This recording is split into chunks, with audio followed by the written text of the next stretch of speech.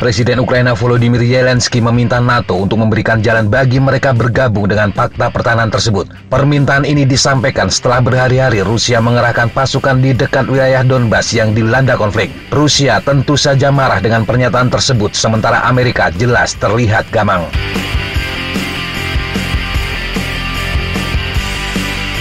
Zelensky kepada Sekretaris Jenderal NATO Jens Stoltenberg melalui panggilan telepon mengatakan NATO adalah satu-satunya cara untuk mengakhiri perang di Donbas. Dia mengatakan sebuah rencana tindakan keanggotaan yang meletakkan jalan masuk Ukraina ke dalam aliansi akan menjadi sinyal nyata bagi Rusia. Dia juga meminta anggota NATO untuk memperkuat kehadiran militer mereka di kawasan Laut Hitam.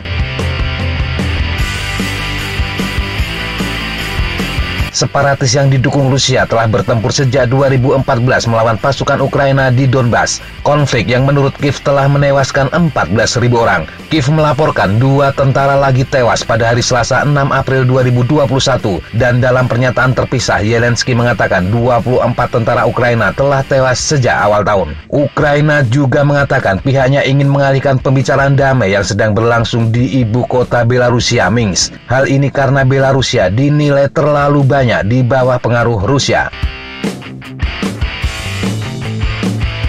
Stoltenberg dalam sebuah tweet mengatakan keprihatinan serius tentang aktivitas militer Rusia di dalam dan sekitar Ukraina serta pelanggaran gencatan senjata yang sedang berlangsung.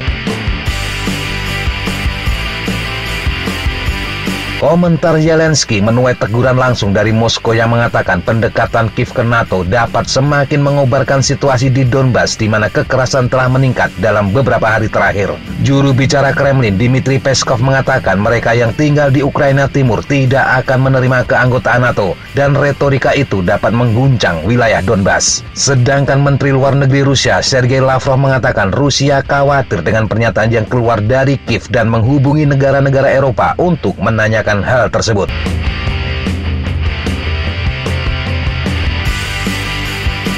Sementara itu, Amerika Serikat menegaskan kembali komitmennya terhadap kedaulatan dan integritas teritorial Ukraina, tetapi tidak secara terbuka mendukung seruan Kiev untuk jalur yang lebih cepat menuju keanggotaan di NATO. Juru bicara Gedung Putih Jen Psaki mengatakan Amerika mendukung penuh Ukraina, tetapi soal keanggotaan NATO keputusan harus dibuat aliansi. Amerika akan sangat berhati-hati mengomentari masalah ini karena tahu bahwa hal tersebut akan sangat sensitif bagi Rusia. Pejabat Pentagon juga menolak mengomentari permintaan Ukraina untuk keanggotaan NATO meskipun mereka menyatakan keprihatinan berkelanjutan tentang tindakan Rusia. Juru bicara Pentagon John Kirby kepada wartawan menyebut gerakan Rusia itu mengkhawatirkan. Amerika menurutnya terus memantau pergerakan pasukan Rusia di sepanjang perbatasan dengan Ukraina, secara khusus di Crimea.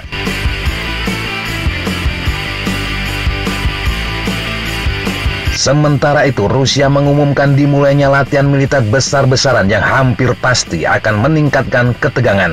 Menteri Pertahanan Sergei Shoigu pada Selasa mengatakan lebih dari 4.000 latihan akan diadakan di distrik militer di seluruh Rusia pada bulan April. Kementerian Pertahanan Rusia menggambarkan latihan itu sebagai inspeksi besar-besaran untuk memeriksa kesiapan tempur di wilayah distrik militer dan armada utara, di utara jauh, di Kepulauan Kuril, dan di Kamchatka.